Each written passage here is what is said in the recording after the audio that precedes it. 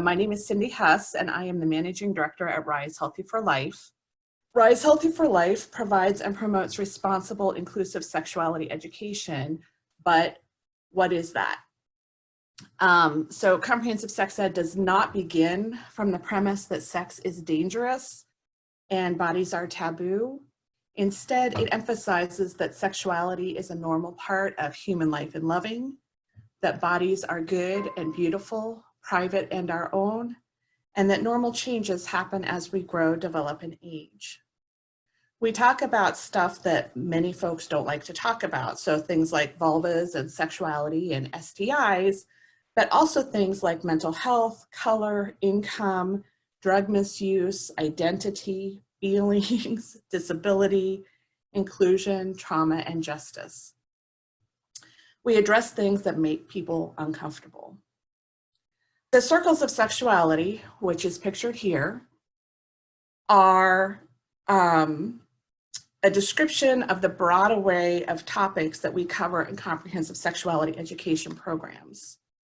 They demonstrate how sexuality encompasses nearly every aspect of our being, from attitudes and biology to feelings and experiences, and it centers personal values.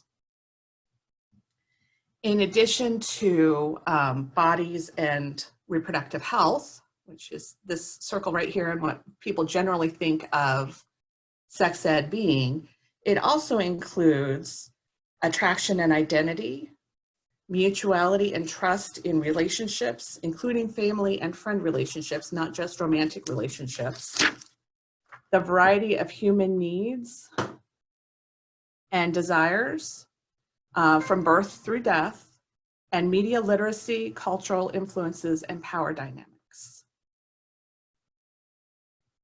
Effective sexuality education fosters respect and compassion for self and others, is developmentally appropriate, encourages curiosity, empowers guardians to be their kids' primary sexuality educators, encourages people to examine their own values and make responsible decisions that are right for them. It builds communication skills and comfort discussing topics that relate to sex, relationships, influence, and sexuality. And it recognizes that bodies, sex, and sexuality are natural and that people are diverse. It also examines how sex can be a positive, loving, fun part of life or a way to influence, hurt, or control.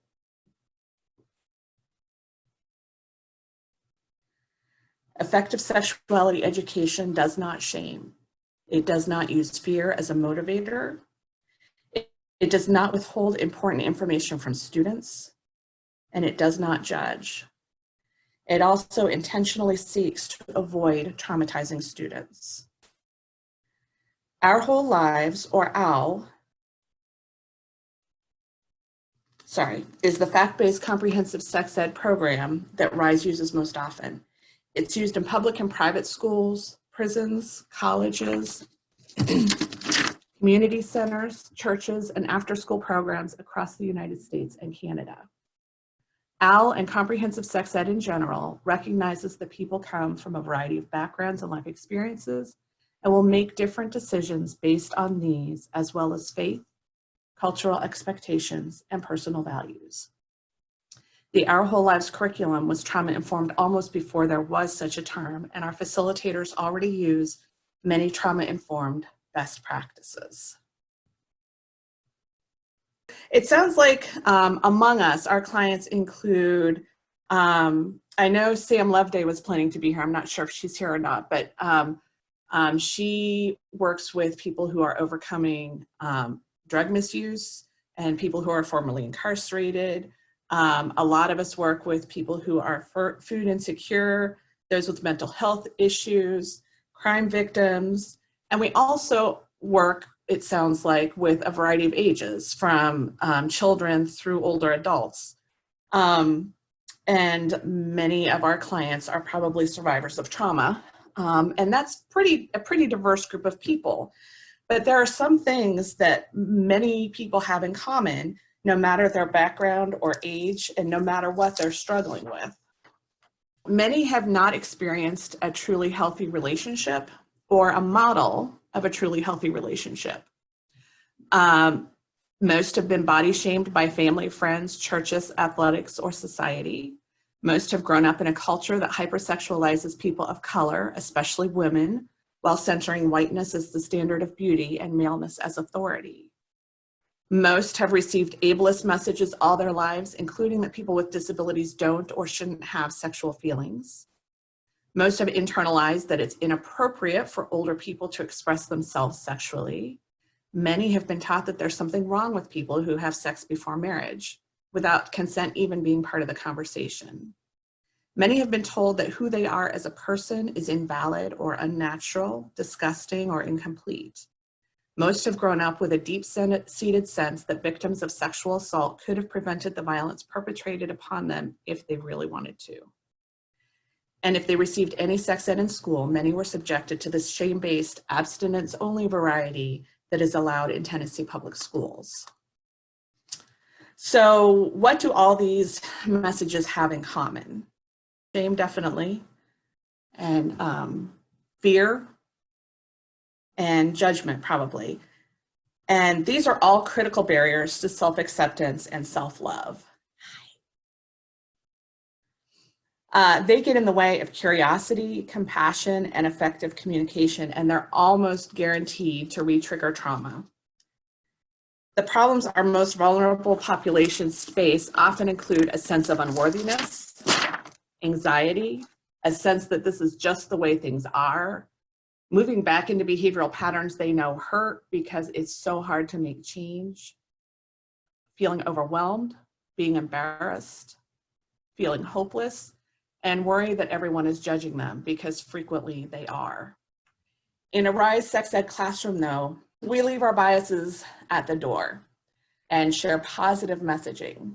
We encourage questions, and we acknowledge that people might feel uncomfortable, but actively work to build trust. We model and foster respect and allow students to set their own boundaries. We talk openly and candidly about all topics. We ask questions of the students to deepen conversations. We explain power dynamics, we break taboos and reduce stigma, and we are unshockable.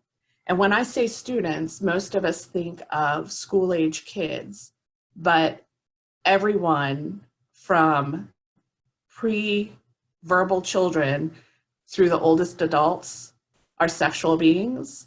Everyone deserves information about their bodies. Everyone needs information about their bodies to be healthy.